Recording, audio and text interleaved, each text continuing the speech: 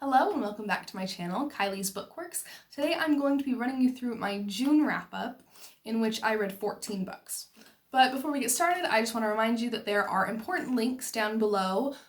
If you could please take a moment to check those out, and then also my Readerly app is down below if you want to go ahead and give me a follow on there. So for June, I first started out by reading Sorcery of Thorns, which was a reread for me. I had first read the book back in 2020, I believe, in like June or July. And so I finally got myself a paperback copy because it is one of my favorite books, and so I decided to reread it. I really enjoyed it. If you don't know the premise of the story, it's about this young girl, Elizabeth, who gets wrapped up in this, I guess, mystery and like crime that's going on in the 1800s involving wizardry and demons and a murder. So I really enjoyed it, and it's one of my favorite books. It's more of like a simple like story, and I do love how the setting itself is very simple, so I really enjoyed that. Next I read Awakens, which is very similar to the Avatar: The Last Airbender TV series, if you're familiar with it. I think overall though, the plot itself was a little... it didn't make sense to me. I didn't feel like there was really much of a clear direction, and the book itself, I think, was so spread out when the actual plot of the story really could be half of a book. There was just very little going on. That and the romance I didn't find very, like, positive. I thought it was leaning on, like, abusive and, like, just, I didn't like it. So I am going to read the second book, and I'm going to see if I do like the second book and see if things pick up, because I have heard a few good things from people, but it's not a very popular book series. Like, it's not well known from what I know. And then next I read The Wicked King and the Queen of Nothing, which is the second and third book in Holly Black's The Folk of the Air series. I did do a review on that series that will be coming out in a couple days if you want to go ahead and check that out. Next, I read 16 Scandals, which is a sort of like Bridgerton, Jane Austen, Regency era type novel that follows this young girl and sort of her, she sneaks out and goes to a ball, and it was really sweet, and it is definitely more middle grade, but I had a lot of fun with it, and I really enjoyed it. Next, I read The Prince and the Dressmaker, which is a short graphic novel that I really enjoyed, and I think it was really cute. Next, I read Animal Farm by George Orwell, and I was pleasantly surprised at how simple the analogy of the book itself was, easy to understand.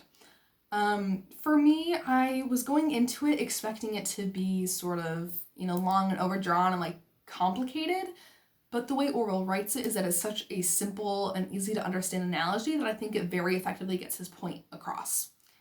Next, I read Rogue One, A Star Wars Story, which is the novelization of the Rogue One movie, which is part of the Star Wars franchise. I really enjoyed this novel. I think that it added some more character depth and definitely seeing some of the characters' thoughts. And there were also these cool little like messages in between some of the chapters regarding Director Krennic and Galen Erso. Next, I read My Eyes Are Up Here, which is a really cute novel about this girl in high school who is dealing with the struggles of being larger breasted and just her journey of trying to love her body and still do things that she wants to do even though she feels held back by her body. And I thought that was really cute, and I think just the representation it gave for... I know that often I don't see many large-bodied women in literature, and so I think that it was a good book, and I really enjoyed seeing that type of representation.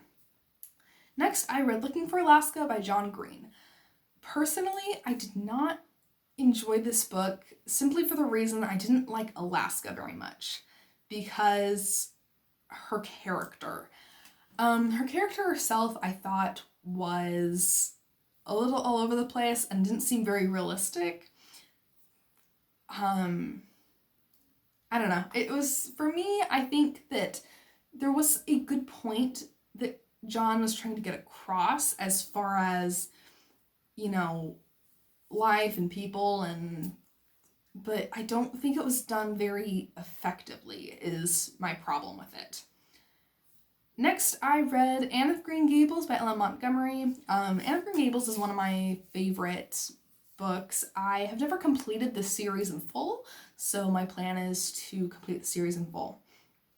After that, I read the Wisteria Society of Lady Scoundrels, which is set during Queen Victoria's time, and basically there's a society of ladies who are like pirates, but they're very like etiquette. Like, you don't attack a lady during lunch or tea time. Like, you like set a date basically and are like, oh yes, I'm coming to rob you on this date. So, be prepared, and, you call ahead, that sort of thing. I thought that it was humorous. There were some good parts that I really liked, and I think it was a wonderful premise, but I don't think it was very well done. I didn't find myself liking the main couple or the main character really very much, but I did like some of the humor, and I think I'm just a sucker for like the old like Regency, like Queen Victoria era pieces. So next, I read Anne of Avonlea, which is the second book in the Anne of Green Gables series.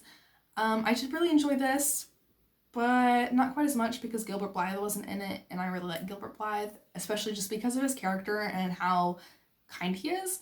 And I really enjoy Anne, but I'm trying to analyze her character as I read and seeing how she changes and if I like how she changes. I do like, how as she's grown up and how she's matured.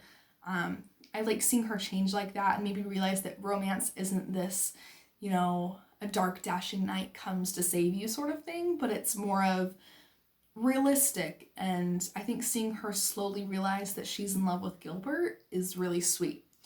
And so then the last book I read for June was Anne of the Island, which is the third book in the Anne series, which basically everything I just said about Anne of the Island Anne of Avonlea applies to Anne of the Island.